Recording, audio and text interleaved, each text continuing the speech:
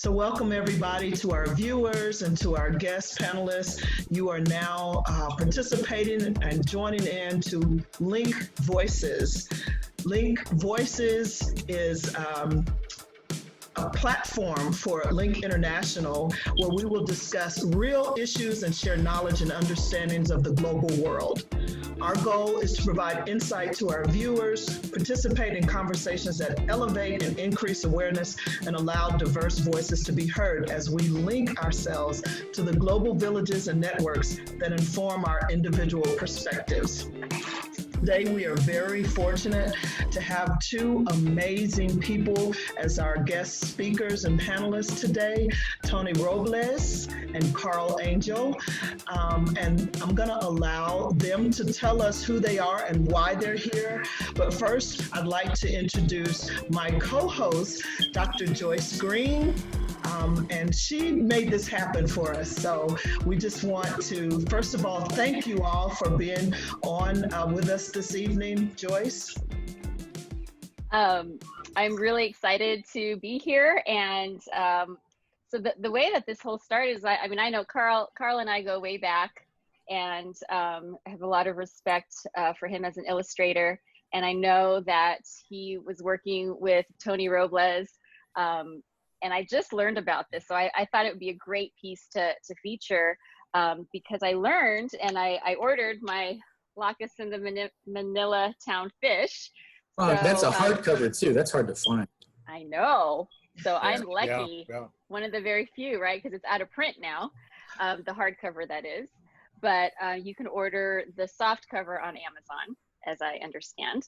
Yes, but yes. I was so excited to learn that this book was the first Tagalog-English children's book in the United States printed. Is that right?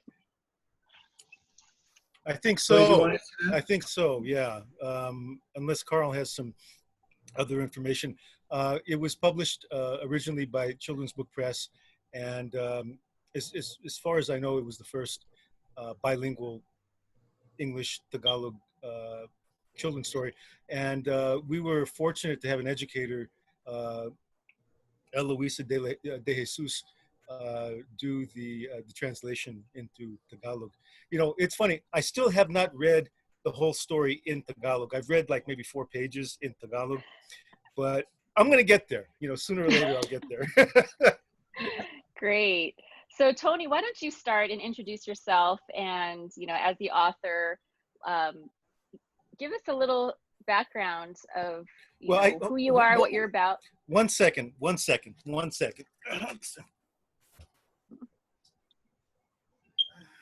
He does this. I couldn't do a background thing without a very important person here. This is actually the Manilatown Fish. And Nice. what was the question again? Tell us about yourself. Okay, I need to tell about myself. What should I say? Oh, wait a minute, I can't say that. Oh, okay. I am a writer and a poet and a children's author from San Francisco. I grew up in San Francisco. My family was involved in social justice activism, particularly my uncle Al, who was a social justice activist. He was a poet, he was a historian, but he was also involved in housing justice. And I inherited that from him. I have been involved in that type of activism. But, you know, there was a feeling of what I call, you know, Filipino-ness in our family that was given to us through our reverence and through our respect for our elders. And the stories and the life and the history of our community rubbed off on me. It was very much alive in our kitchen. You know, my uncle would pose these questions, like we'd be eating fish. He says, well, you know, what's the most important part of the fish, the head or the tail? And I'm thinking, well, you know, I'm eating it right now, so, you know, both of them seem pretty important. But they were deeper questions, you know, and we did it with humor, and we did it with heart and spirit, and much of that went into what ultimately became Lakas and the Manilatown Fish. Okay, Great, thank you. Yeah. And so then, so you wrote this story, Lakas and the Manilatown Fish, and so you're saying that the inspiration came from your grandfather? Well, it came from a lot of different things, being in I guess a Filipino-American household where, we weren't really taught how to speak Filipino or Tagalog or Ilocano. Our family had been here for a long time, a couple of generations, right? So there were a lot of things that filled in the blanks for me in terms of my identity growing up, and, some of that had to do with food, some of that had to do with food. Fish had a lot, the symbolism of the fish had a lot to do with it, being in Chinatown and, getting this notion that a fish can actually talk. My uncle would talk about the scales of the fish that would go into the wind, and you would get an idea of what it was like to actually travel and leave your home and go to another place, and the scent and the smell of the fish was in your skin, and that it would never come off because that was who you were. My son Lakas was born in 1997, and I hadn't been, I wasn't married to his mother, and I didn't know how that was gonna turn out. It was different for me as opposed to Carl because he was married to his wife and he has June, his son, and the family unit, right? So he's had that father type experience that I haven't really had.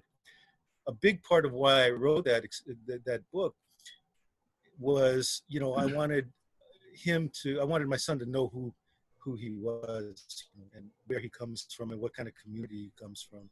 Just something about his roots, and really it wasn't so much an idea of I was going to write this children's book and it was going to, get out in all these schools and, Dr. Seuss and the Red Balloon and the Lakas and all this stuff.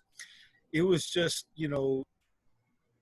the story was something that I wanted to tell my son. It was just between me and him, and that's what I wanted him to know about himself. Wow. So did you immigrate from the Philippines or were you born here? I was born here. I was born here, meaning San Francisco. My father was born in San Francisco. His parents came here during the Depression. They came here actually in the 20s. My grandmother and my grandfather on my Filipino side, and they lived in the Fillmore district, which was a black community, and it was a black, Japanese, and Filipino neighborhood. My uncle always talked about it being kind of like Spanish Harlem. In Spanish Harlem, you had the Puerto Ricans, you had the African American community. So, in this sense, my uncle called it a village in the ghetto, right? He said that it was a black root and a brown root that became one root, and there was a lot of culture and there was a lot of there was a lot of sorrow, but there was a lot of spirit and a lot of happiness and a lot of things that a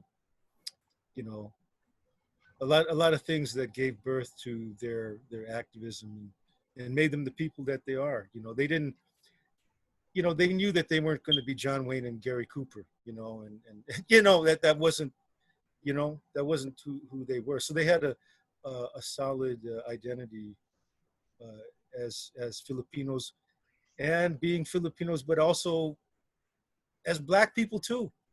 If they hadn't been in the black community, I don't think our family would have had the vibe that we do, and the spirit and the heart and the love and all of that. So, yeah.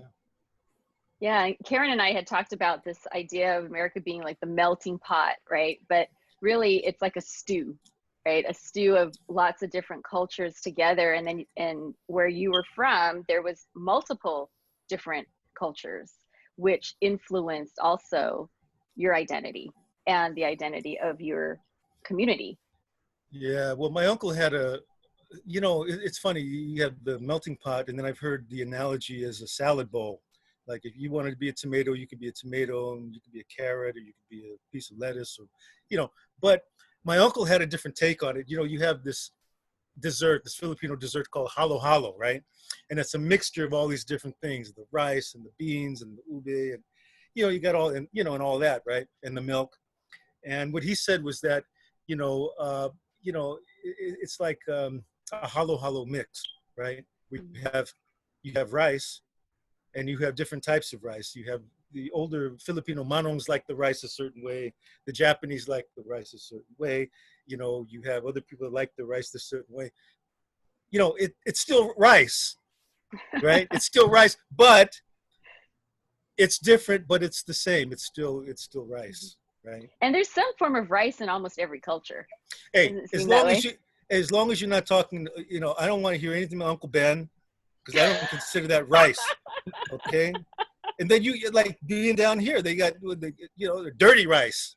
It's like, I don't want that clean rice. Give me that dirty rice. Yeah. The kind that you gotta wash. Right? I'm from Louisiana. Right. And so, dirty rice is the thing. Hey, there you go. That's right. Great, Yeah. great. So through storytelling, and the power of storytelling to preserve culture and to tell your part of the culture, which is great. Can we transition to Carl? I'd like for you to introduce yourself. Carl is the illustrator, so please tell us a little bit about yourself. Well, my background is similar to Tony's in terms of, growing up in a household where Tagalog wasn't particularly encouraged. My dad was in the Navy. And so when we came here in the late 60s, it was more of a thing about assimilation. I remember early on, my dad would tell me, well, the reason why, you should just learn how to speak English. This is the country you're going to be in. So just don't worry about it. Focus on one. You just want things to be easy for us. So, that's sort of the household that we grew up in. But we grew up in Hawaii. And when you're talking about how you're just influenced by the cultures around you, I mean, Hawaii was definitely Asian. A lot of families there was Japanese, Chinese. Interestingly enough, we grew up in the military neighborhoods because my dad was still military at the time. And but even in those neighborhoods, you have different communities and different nationalities, but overriding almost all that is local culture. In terms of being a local person, sometimes I would almost have more in common with somebody who was not necessarily Filipino, but from the island, than I would say from somebody who is from California and Filipino, just because there's a certain way that locals communicate on the island, and probably it has to do with being surrounded by an ocean. There's a certain relaxed attitude, tropical climate, sunsets, and just bar over and beer. Something about just appreciating, this little piece of paradise that you're on. I think that sort of reverberated out to just appreciating family and the Filipino community. It's appreciating your elders for sure, just like Tony said. Because if you didn't, you got the slipper.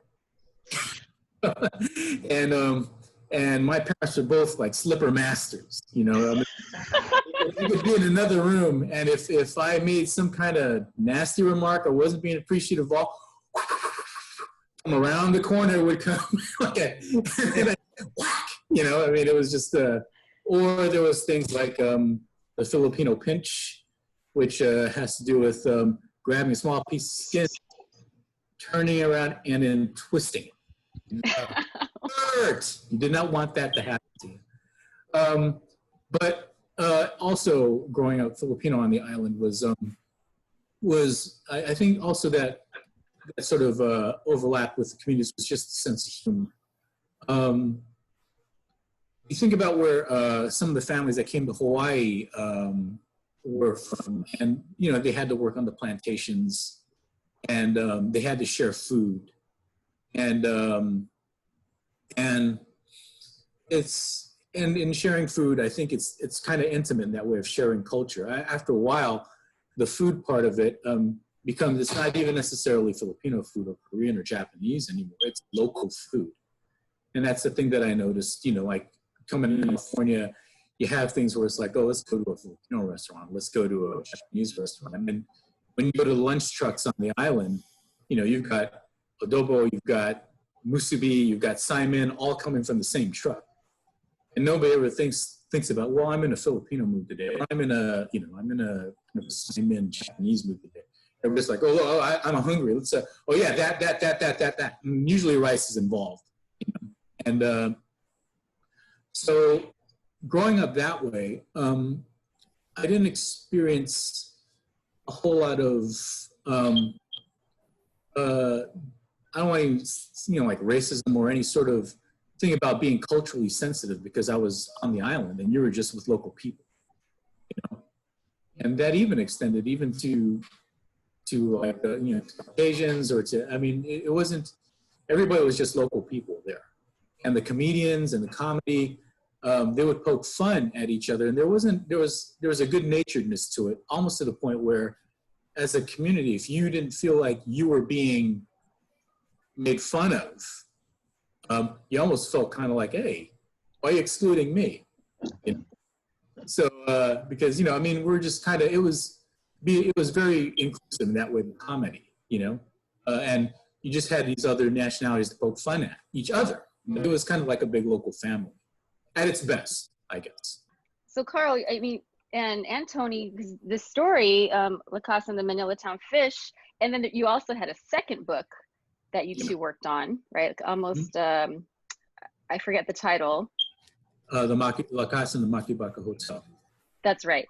Yeah, and both of those stories exemplified what you're talking about. Oh, there you go, Tony. And what you're talking about here is the local, capturing the local culture, the language, the food, the idea of family, respecting elders, humor. There's a lot of humor in your stories, Tony. So could you talk a little bit about that and just how the two of you were able to work together to capture that sense of the local culture? I would love to hear about that. Well, you know, it's interesting, you know, Carl was talking about local. It's funny because, you know, local as it pertains to Hawaii, because I heard some local writers from Hawaii that said that, you know, they were flying to California to do a panel discussion, right? Some kind of literary program. And they were about to get off the plane, and one of the writers says to the other writer, okay, remember, we're Asian American now.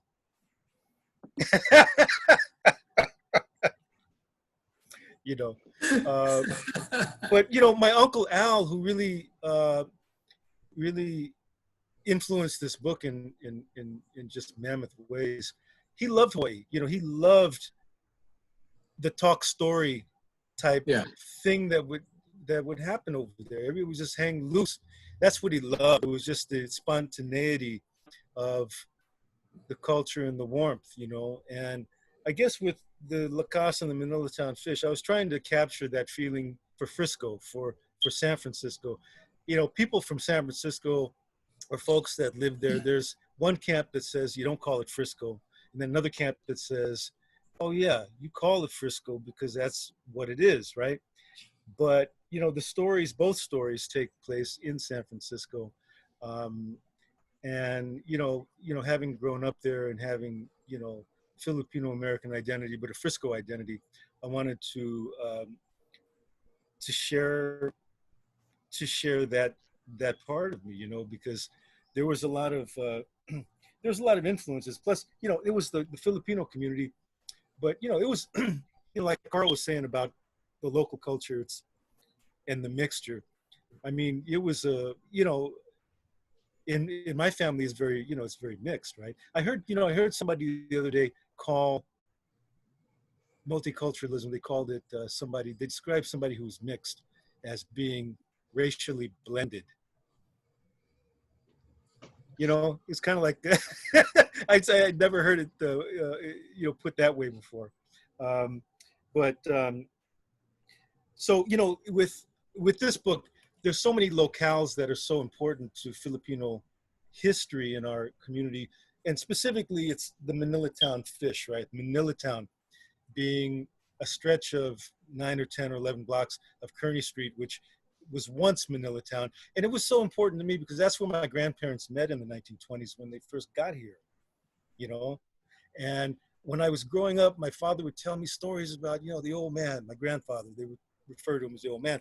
The old man would go down to Chinatown, go down to Manilatown, bring the whole family to the restaurant, give the cooks a bad time, didn't make this right, didn't make. We'd go in the back to the kitchen and be showing the cooks how to do it right. So he had all these stories, man, about, about Manilatown. And the thing was, when Carl and I came around, Manilatown was no longer there. So we were trying to get at the heart and spirit of what the story really was. And I think, it's the spirit of our Filipino-ness, the spirit of our people, the spirit of our history, which, we were all exiles of the past, right? We bring our past traumas and our past joys with us, and they live with us and they're passed down through story. And I guess much like, when Carl's talking about the spirit of aloha, right? I think that's what you're talking about, right, Carl? The spirit of aloha. It's also in Filipino, it's the spirit of, they have a thing called kapwa, right? Kapwa. And that's a spirit of community, right? That's a word that means bayanihan, that means community. Like, I treat you as a brother or a sister because you're human like me. And it's the highest form of respect is to treat each other with that high form of respect, So I was trying to capture that with humor in a way where you have this little boy who has this agency, but he has an agency and he's empowered to find out about himself, but he is curious. And with all these goofy things that come into play, it kind of, it gets into the Filipino sense of humor, because to have survived a lot of the stuff that we survived, you had to be able to laugh at a lot of things and see the humor. And through that, we come to grace, being, like they say, grace under fire, right? Grace under pressure. But, having grace to survive and to have grace inform your actions by which you are an example, right? By example, right? It's beautiful. That's so great about Tony's writing. Is that the story is so inherent from who he is. And I mean, and what I mean by that is other times when you read various children's books, and it's not a slight on narrative, but you can certainly see where the ideas are being plugged in. We're getting to this part of the story, we're getting to that part of the story. You can see the workshop in front of you on the page. And with which is good, that's great. But Tony's writing and the story and what happens is just it's so seamless, and it's so him, and it's not anything that's didactic or pointing out that this is a Filipino thing. He's just introducing these elements, and then and he's just taking you through this neighborhood as like you're walking through it, it's not this thing where you have to you just kind of welcomed in to the story. And when we were for me, the approach was, God, how do I not mess this up? Because when I would read, I would laugh, and I would just I would feel so comforted and feel so like, wow, there's so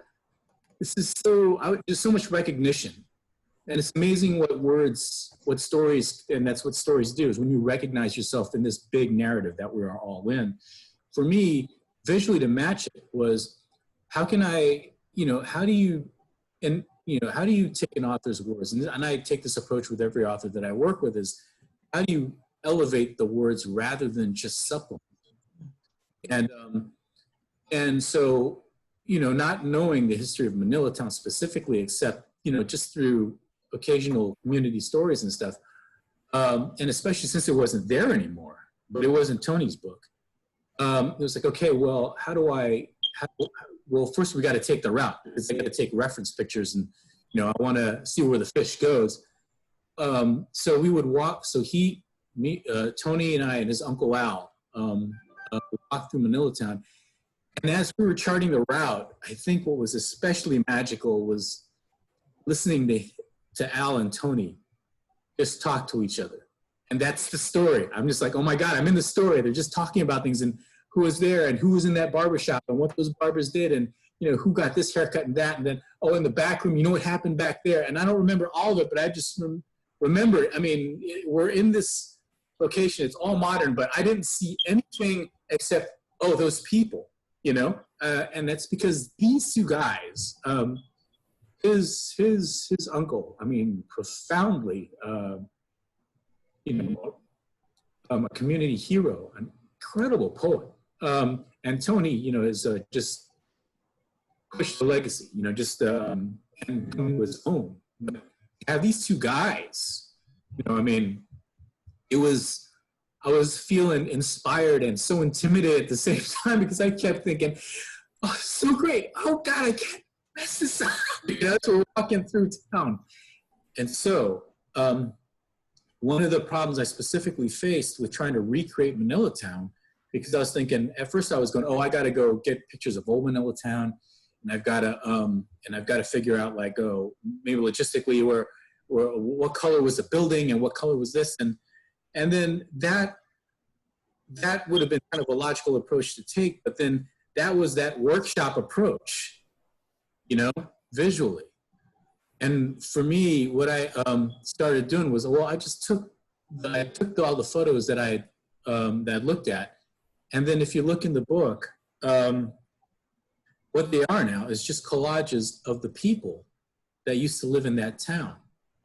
And I just took their images and put them all over the building, It solved a number of issues in terms of, well, one, I didn't have to hunt for reference, specific reference of Manilatown during that period, because where Tony placed the story wasn't necessarily during a specific time.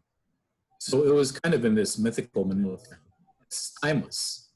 And so I thought, well, it's the people there that keep it timeless. So I thought, why don't I just take all these images of people, and I would reach out to people. Do you want your family in here? Do you want, and I would get all these images, and Tony would send me some images of him and Lakas, and I would just collage them in. And so it was this thing where you're walking through this town and you can see all these collages of the buildings with the people in them.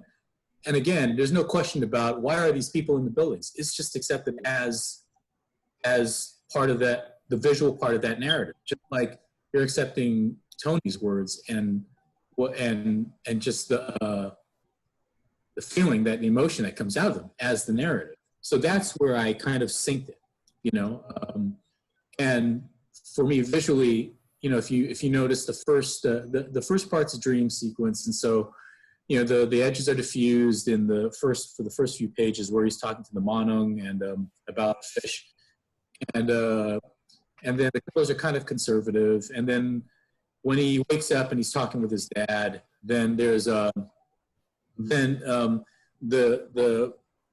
picture boxes are kind of square and everything's kind of framed. But once the fish jumps out of the tank and kisses, and kisses the fisherman. The fish guy, right? Yeah. Happy Fishman.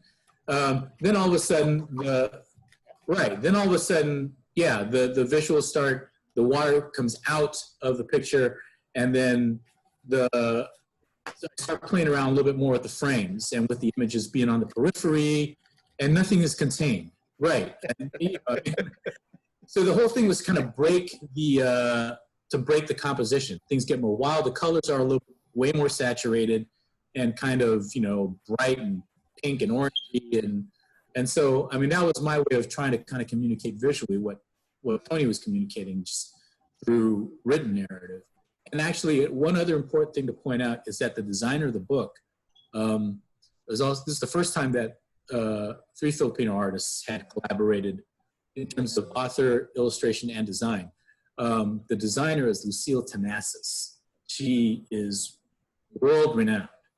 She was the dean of the School of Design, I think, at California College of Arts and Crafts, now known as California College of the Arts in Oakland.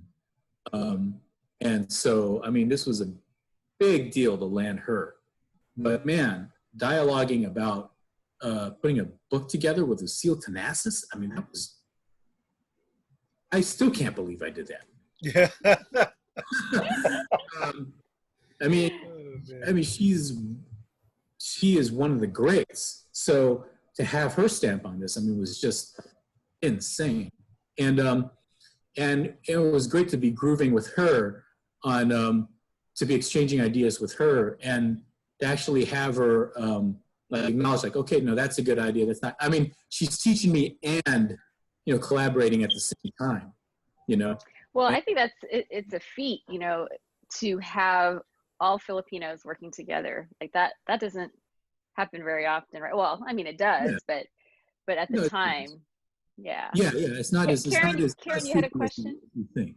Yeah. Well, yeah, I had a comment and a question. I spent some time in Hawaii in the military, and so that aloha feel is just really amazing. And when you're family, and I think I don't know. I think maybe you guys are either really Black or maybe I'm Filipino, because I've had those slippers come flying through, and that we used to call it, rather than the Filipino pinch, it was the Black mama's pinch, right? Yeah. And then being from Louisiana, those big food fests where you just would not, you couldn't go anywhere and visit someone without there being a huge meal, right? Yeah. And our fish stories were more, if someone dreamt of fish, that means someone was pregnant. So that's our thing. So my question is this, I loved the story. I think it's amazing. And I think, Carl, you captured the essence with your characters and with the colors. It just was so amazing.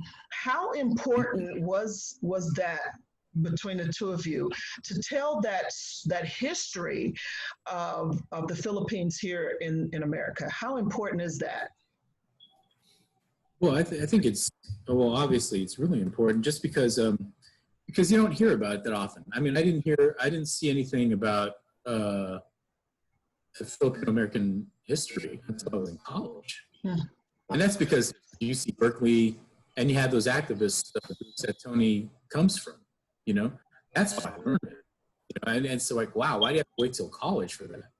So to have that as a children's book, I think was, I mean, it was really special. I mean, and I don't know, Tony, I don't know if you know, but I mean, like, people come up, I think sometimes when I go to book festivals and stuff, and I'm signing books, and somebody brings up a copy of that, they're like, oh, I grew up with this book. I was like, I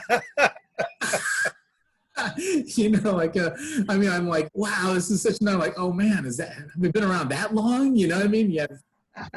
Yeah. And I'm reading this to my kid, and I'm just like, oh, great. I know, a lot of time, it just doesn't seem like it's been that much time, but a lot of time has a lot of time has gone by. But kids have grown up with that book. Yeah. They hold on to it. Some of them show me their dog-eared copies of it, and I'm just like, wow, it's got that life now, I mean, I think it's, a lot of it, like I said up front, I wanted my son to know who he was and what his roots were. I come from a mixed, my parents were mixed. My mother's half Black and half Irish, right? My father's Filipino. It's funny, on my birth certificate, because I was born in '64, right? And this was before, you had all the different choices for ethnicity and race. My mother is shown as Negro, and my father is shown as Caucasian because of the Spanish name. So on my birth certificate, technically, I'm half black and half white. I'm not even Filipino on paper. So I had to put my Filipino-ness on paper.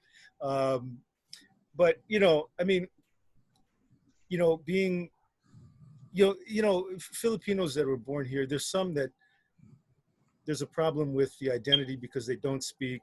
And then you have folks that are from the Philippines that speak language. And well, how come you don't speak the language, right? So you're caught between two worlds, right? You're feeling Right. not quite, like you get to a point where you don't even know who you are, or you just have this uncertainty. And a large part of the Lakas book was to address that. This is our life here, and you have this little boy he's curious, and he has these inherent Filipino things about him where he just knows inherently who he is, and he has this neighborhood and this humor.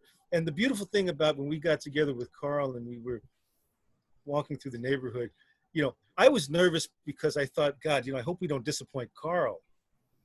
I just thought to myself, God, I really don't want to disappoint this guy because he's going to do the artwork, and I hope we have good stories because my uncle knows all this stuff. I maybe knew that much, and I thought to myself, God, I just hope we pull this thing off, and I hope, I was thinking about Carl. Actually, I think, well, God, I hope he's happy with this stuff. When we're through, I hope he can, I hope we don't disappoint him. In other words, right? But the thing was, my uncle got a lot of his knowledge and a lot of his spirit through that older generation, right?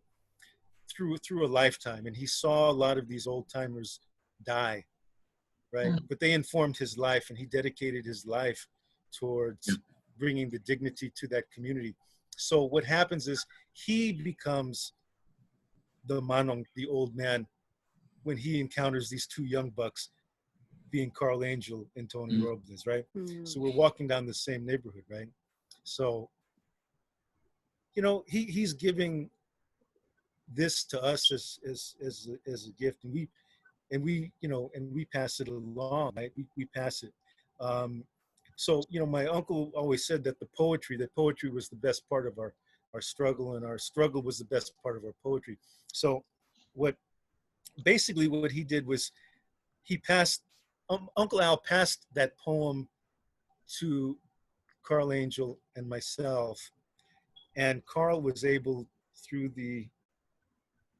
his art to do what a poet does, which is to breathe life into that neighborhood. Because, like Carl himself said, we came to Manilatown, it was no longer there, but it was still there. It was a timeless place, so that when he was able to express poetry through the brush and through the paints, that it wasn't something that came out of the Smithsonian, the Smithsonian Institute, that it was alive, that it was alive in real time, because we had taken that walk, right? Right. And my uncle was able to breathe life into those places that were no longer there in the physical, but were there in the spirit, because as a poet, it's his job to breathe life into those things. So, yeah. Yeah. Listen, this has been so amazing. We definitely have to come back again and talk more, because I'm loving the conversation. I really enjoy the fact that you've brought me into a place where, guess what?